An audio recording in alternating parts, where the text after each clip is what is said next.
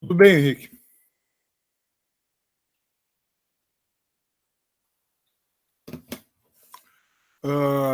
Bom, boa tarde de novo, pessoal. Tá? Deixar aqui a minha mensagem de praxe, né? Para vocês se inscreverem no chat, por favor. Ah, aqui em casa tem tido umas oscilações de energia, acho que no país todo, né? Está tendo oscilação. Então, se por acaso a conexão cair, eu entro de novo, só que daí eu entro com o celular. Que o celular daí tem a bateria e eu capto os dados móveis. Não fica tão legal, mas dá para a gente levar assim. Mas já faz uns 40 minutos ela estabilizou a energia, então eu acho que não vai ter problema. Acho que o maior problema é de manhã cedo, quando o pessoal liga tudo, e quando final de tarde, que o pessoal chega em casa e tal, daí costuma ter quedas de energia. Né? Nós estamos vivendo isso no país agora. Mas então tá, pessoal. A nossa aula de hoje vai ser uma aula muito legal. Só queria dar um recado aqui inicial, que eu já tinha dado antes. A nossa avaliação começa amanhã, tá? É dia 21, 22 e 23. Como o trimestre já encerra no dia 26, então a recuperação vai no dia 24, 25 e 26. Então, é 3 dias de principal avaliação, depois 3 dias de recuperação, tá? Aquela aula da semana passada, que a gente não teve ao vivo, mas assim, ó, o que está gravado, que eu coloquei no Moodle, é o que seria a aula. Tá lá igualzinha, tá? Ao que seria se fosse ao vivo. Mas aquela aula de estatística, eu resolvi não colocar questões sobre aquele tema na avaliação, porque não teve ali naquele momento ao vivo a aula propriamente dita, e daí não daria para vocês tirarem dúvidas na hora, né? Claro que depois poderia tirar, mas não na hora. Então eu não botei questões sobre aquela aula de estatística. Embora seja uma aula muito legal, que ela não é uma aula só para nossa matéria, para nossa disciplina. Ela é uma aula para te não ser tão enganado. Todos nós somos enganados em certa medida, né? Mas é para a gente ficar mais vivo com relação às informações que nós recebemos por aí, né? Ainda mais hoje em dia que a gente tem essa distribuição aleatória e descentralizada de informações, muitas delas mentirosas, etc. E a gente vai falar um pouquinho disso ainda hoje, né? Que é a aula sobre mapas, tá? Ela também vai englobar uma parte dessa aula aqui na avaliação, então é muito importante que vocês prestem atenção. Legal? Vou fazer aqui o nosso compartilhamento de tela.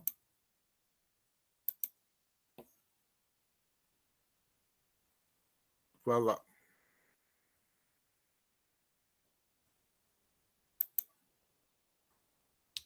Ó, pessoal, aqui está a página do Moodle, tá? Eu mandei um videozinho para vocês, curtinho, no WhatsApp, que é mais ou menos esse daqui, só que esse aqui é mais completo. Ele tem mais informações, tá? É um vídeo bem legal, depois, se der tempo, eu passo para vocês, que ele faz a comparação diária de alguns territórios que aparece nas projeções cartográficas, nos mapas mais convencionais, e como é na realidade se a gente vai comparar com outros territórios, né? É impressionante. Aí eu tive que dividir, porque o Moodle ele não tem muita capacidade por arquivo. Então eu dividi em 3 arquivos, tá? Essa apresentação que eu vou fazer com vocês. E aqui tem um texto que é muito legal, que é este aqui, ó. Tá?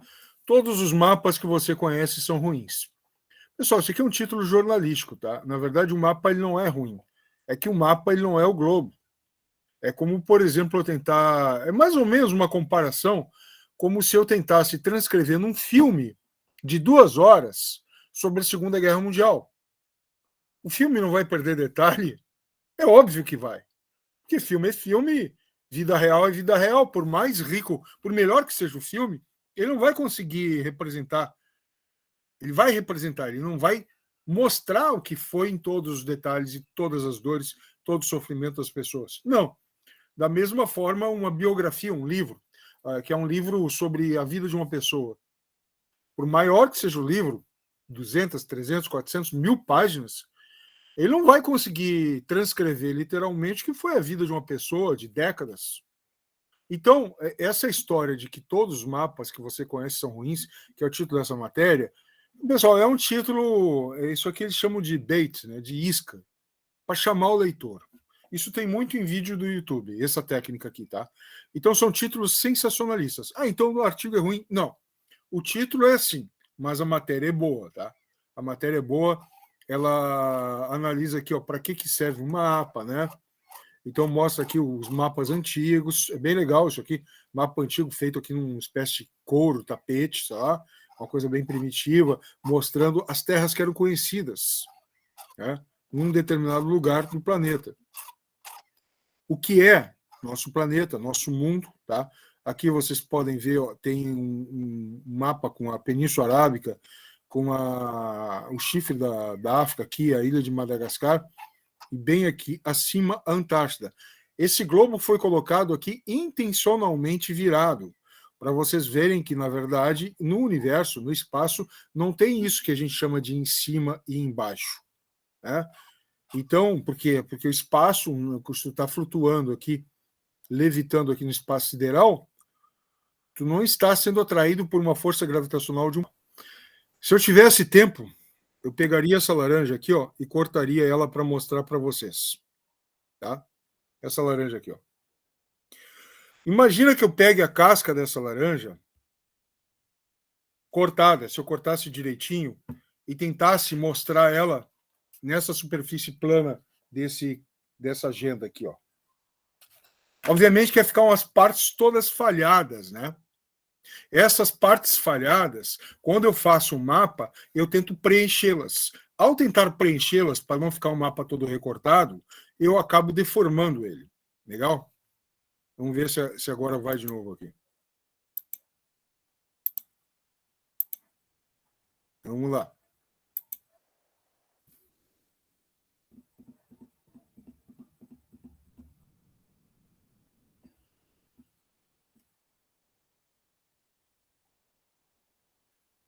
Foi? Tá, aqui, ó. Dá uma olhada nisso, né? Isso aqui são dois mapas totalmente diferentes um do outro, ó. Esse aqui é um mapa da Califórnia, estilo Mario Bros, né? Então ele mostra claramente aqui que o centro-norte da Califórnia é úmido, tem vegetação. E mostra claramente que o sudeste do estado ele é bem árido, tá? Então eu posso fazer mapas de todos os estilos. Por exemplo, vocês que vivem numa região vinícola, muito importante, né? Então dá uma olhada aqui nesse mapa que mostra os países do mundo, mais ou menos a sua posição geográfica, né? Aqui a França, a Itália mais ao sul, né? Cada círculo desses corresponde ao valor das exportações de vinho que tem no mundo. Então essa aqui é uma outra forma de eu fazer uma representação cartográfica, entendeu? Uma bem diferente da outra. Então, para cada objetivo que eu tenho, eu posso ter um mapa diferente. E o mapa, como eu tinha dito para vocês, ele é sempre uma deformação da realidade. Esse tipo de projeção aqui, ó, que forma um cone, e aqui tá. Eu vou tentar pegar essa esfera e colocar num plano. Olha só se eu fizesse uma projeção cônica, como o Brasil ficaria largo, alargado. Percebe? Legal? Então, os mapas eles têm essa função, que é uma função de representar o mundo, mas eles acabam deformando. Agora, eles são fundamentais para conhecer o território, é óbvio, né? Óbvio. Então, aqui tem uma foto muito ilustrativa, que é do Vladimir Putin, é o líder da Federação Russa, olhando para o território da Federação Russa, num mapa mundo bastante grande, que destaca aqui o centro-norte da Ásia. Legal? Ele é fundamental. Só para vocês terem uma ideia, agora eu fico preocupado se a conexão não cai toda hora.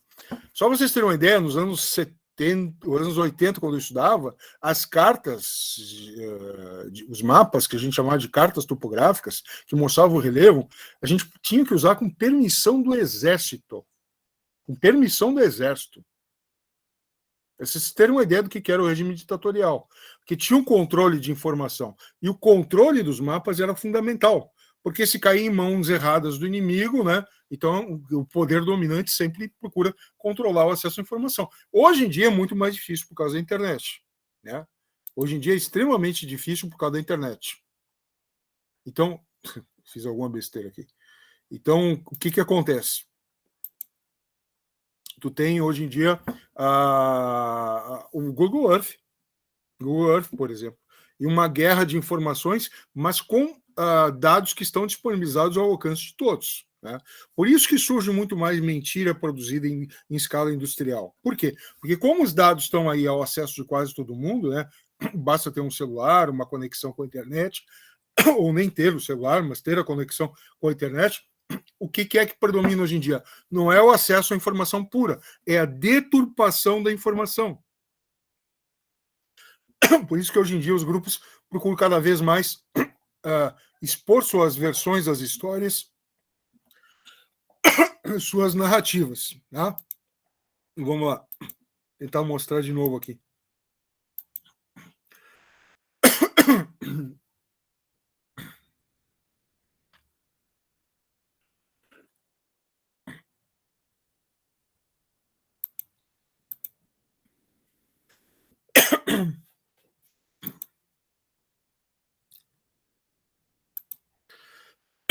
Bom, aí está os detalhes da cartografia como representação do território.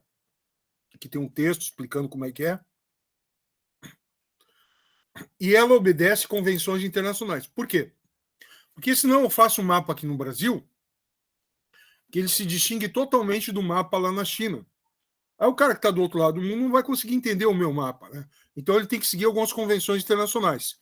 Por exemplo, o mapa ele tem que ter um quadriculamento, né, segundo linhas verticais, que são os meridianos, e as linhas horizontais, que são os paralelos. Tá?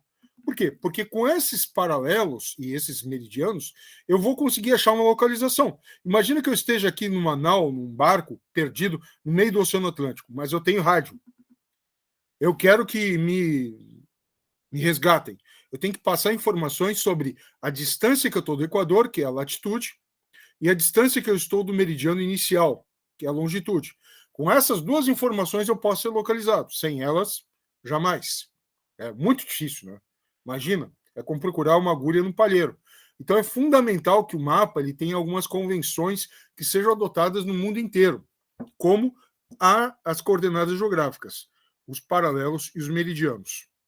Tu pode fazer um mapa sem isso, mas daí é para um outro objetivo. E essa evolução da cartografia ela vem lá de trás, né, na época da pré-história, quando tu tinha as pinturas rupestres. Aí os primeiros mapas da pré-história eram inscrições em pedra, entendeu? Depois evoluíram para inscrições com a escrita em madeira, na época aqui dos mesopotâmicos. Depois tu tem o mapa dos gregos. Veja aqui que no dos gregos tu tem a Península Arábica, o Mar Mediterrâneo, o norte da África, parte da Ásia representados. E já nas grandes navegações tu já tem aí uma representação do mapa mundi. Beleza? Na Idade Média tu tem um retrocesso dessas informações. Obviamente que o alto clero, a igreja, tinha essas informações para ti, né, para si próprias. Mas elas eram bem guardadas. E a representação do mundo nos mapas que eram divulgados era bem mais pobre. Né? E veja aqui a visão ideológica, né? Ou seja, Jerusalém, a terra santa para os cristãos, depois muçulmanos e também judeus, no centro do mundo, a Ásia ao norte, a Europa aqui num quadrante e a África no outro quadrante. Esse era o mundo conhecido, mas numa visão bem geométrica. Tá?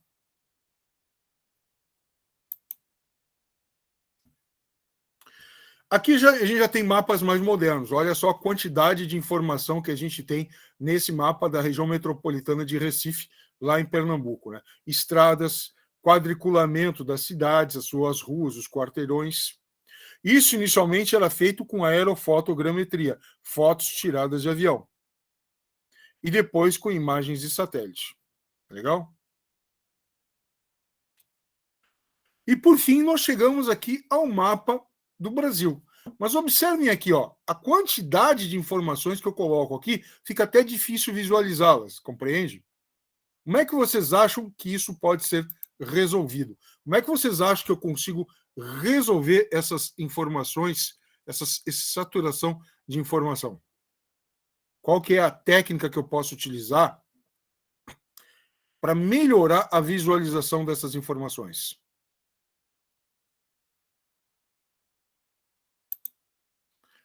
Então, o que eu faço? Eu segmento por temas. Então, aqui eu tenho um mapa com tema, aqui um mapa com outro tema, aqui um mapa com outro tema ainda e outro tema. Ou seja, aí fica mais fácil visualizar o que eu quero mostrar. Né? Por exemplo, aqui um mapa com a divisão política do Brasil em estados. Aqui com rodovias.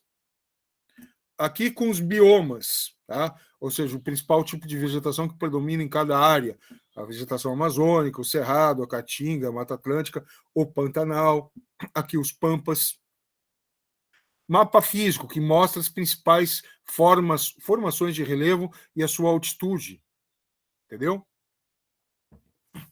Bom, como eu tinha dito para vocês, a gente tem um mapa para cada objetivo.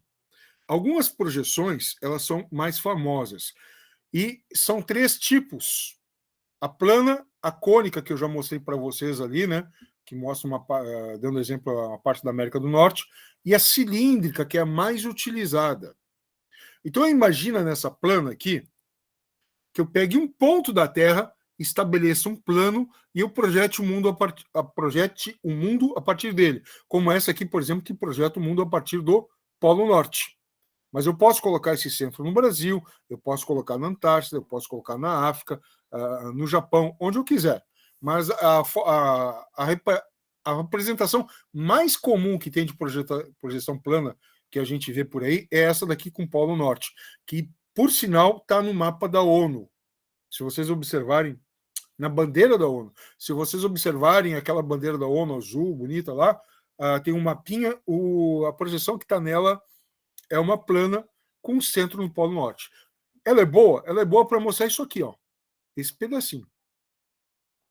Por que o resto não? Porque o resto fica exagerado, fica aumentado. Quanto mais eu me distancio do ponto, do polo, seja ele no Polo Norte, qualquer ponto que eu coloque, aonde ela se projeta, o resto fica muito deformado. Até esse paralelo aqui, ela fica legalzinha, depois começa a ficar grotescamente exagerada.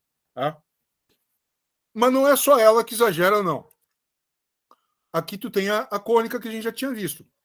A cônica, para latitudes médias, zona temperada, ela é boa. Mas chega aqui no Equador, na medida que a projeção excede a área do globo, fica tudo deformado. Então ela é uma boa projeção para mostrar só um país de zona temperada. Estados Unidos, Canadá, Europa, Japão, Rússia. Saiu daí, foi para o Equador, já ficou muito, muito exagerado. Aqui está a distorção que ela faz. Ó.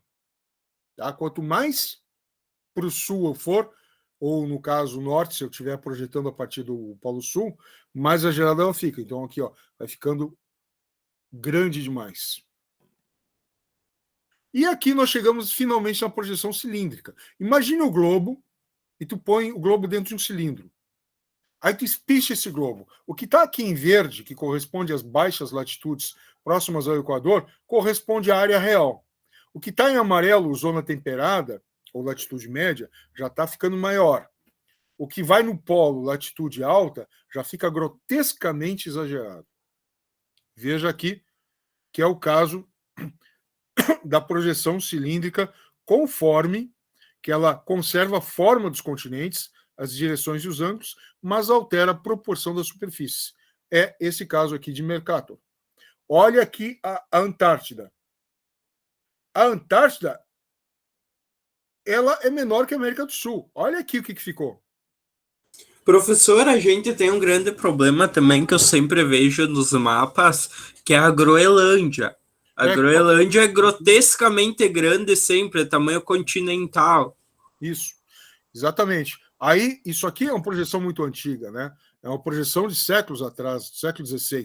Aí teve um cara, na década de 70, do século passado, século XX, que ele fez uma projeção cilíndrica equivalente, que ela preserva o tamanho real da superfície, mas ela despreza as formas, né?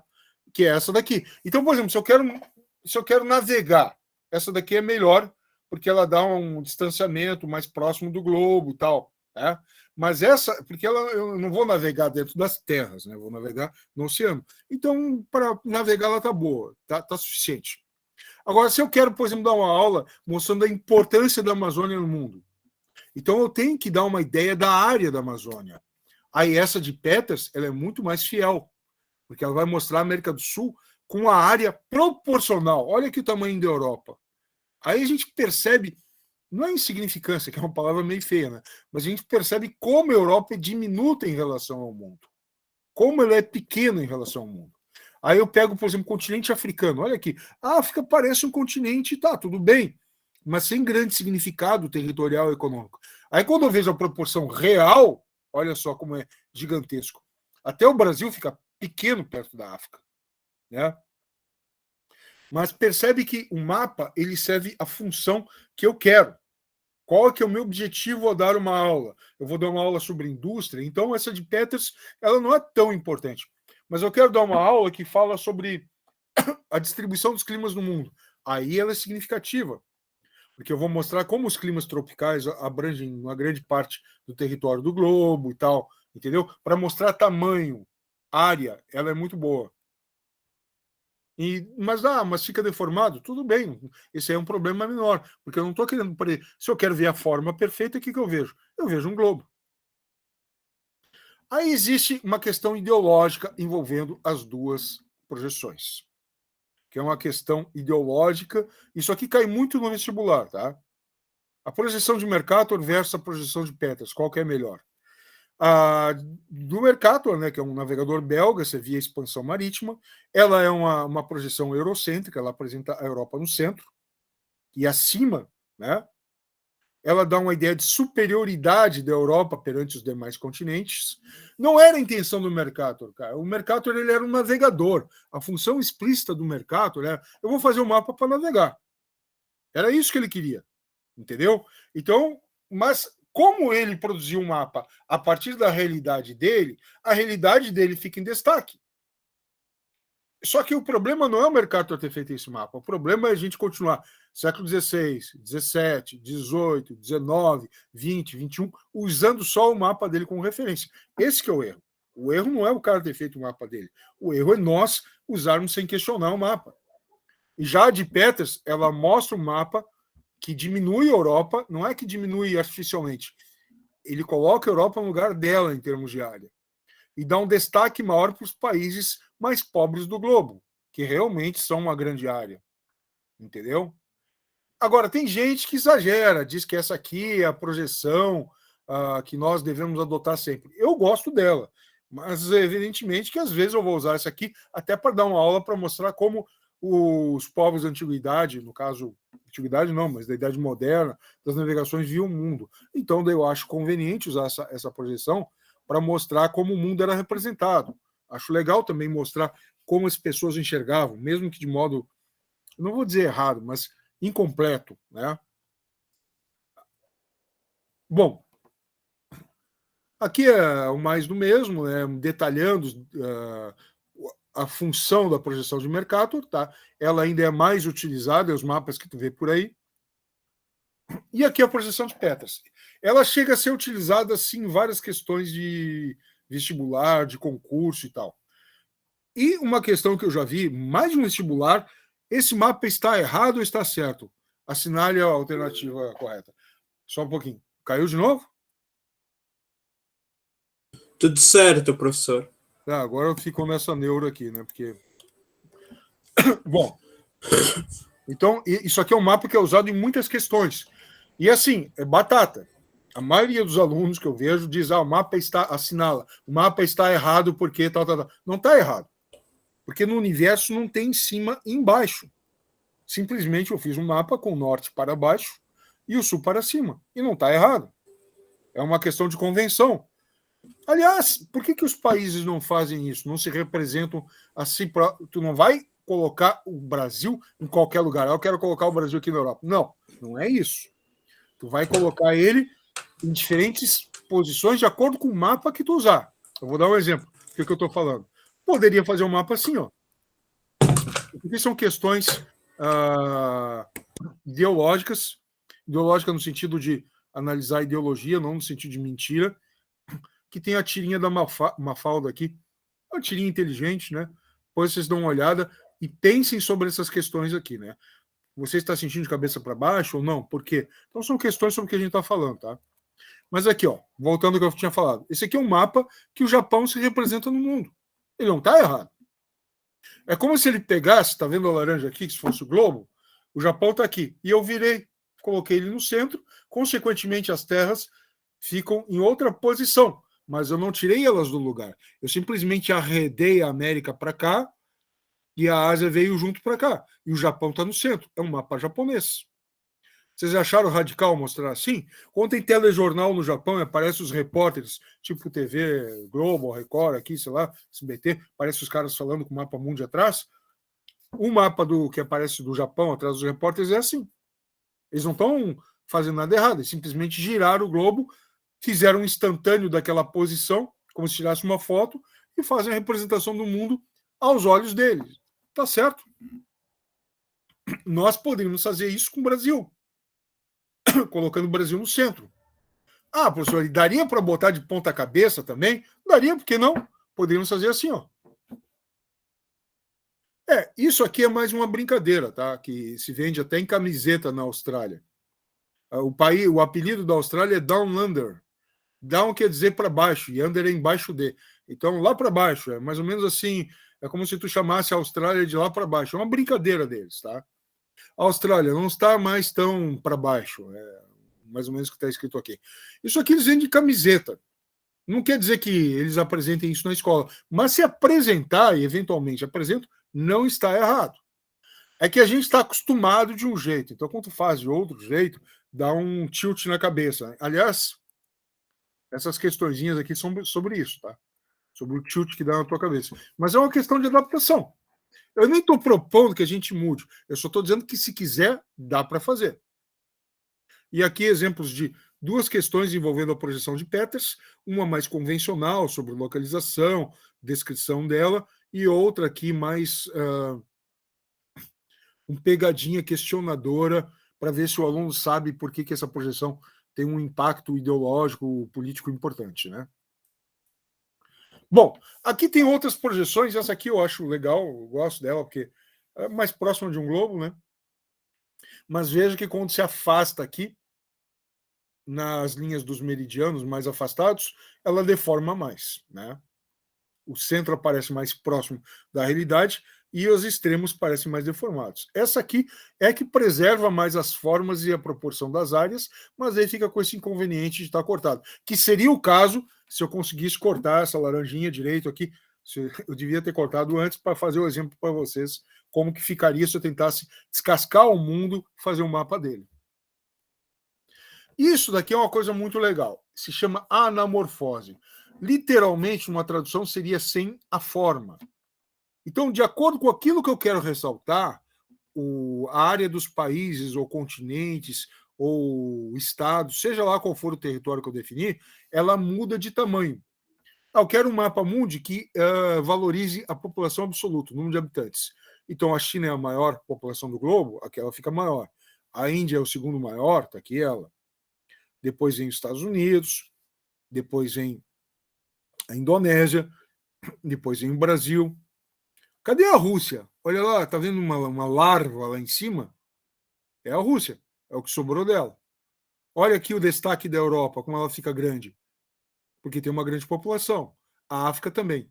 Mas se eu for ver o total de riquezas por país, olha a África. Sumiu. Só a parte sul, onde tem a África do Sul, que é mais industrializada, tem um certo destaque. Em população, a Austrália quase some, mas em PIB, que ela é um país rico, aumenta. Olha aqui o Brasil, grande população, e um PIB grande. Porém, olha aqui, o PIB do Brasil tinha que ser um pouco maior para equivaler à população. Percebeu? E se eu quiser saber a densidade demográfica, que é o número de habitantes por quilômetro quadrado, o que eu tenho que analisar? A população absoluta sobre o território, daí um mapa normal. Aí seria um mapa normal. Então, a densidade demográfica é o número de habitantes por quilômetro quadrado. Geralmente, em país muito grande, tem densidade baixa, porque tem bastante espaço para a população. Aí o número de habitantes por quilômetro quadrado cai. Com exceção da China e da Índia, que, pô, pelo amor de Deus, né? Tem mais de 1 bilhão de habitantes cada um, né? Mas assim, pega Rússia, ela vai sumir, porque tem a maior área do mundo. Canadá vai ficar bem pequeno. Austrália vai ficar bem pequena quando eu meço habitantes por quilômetro quadrado. E são questões para vocês pensarem, né? Para que servem os mapas? O que são mapas temáticos? Quais os elementos importantes de um mapa que não pode faltar? Faça uma comparação citando desvantagens e desvantagens do globo e do mapa. Pessoal, se o mapa deforma tanto, por que a gente utiliza ele? Já pensaram nisso? Tem uma explicação bem simples. Vou lá parar de apresentar aqui para falar com vocês diretamente. Onde é que está parar a apresentação? Pessoal, se o globo é tão perfeito e o mapa tão deformado, por que se usa o mapa? Se eu estou dando aula, eu estou falando aqui assim, ó. Tem aqui um globo.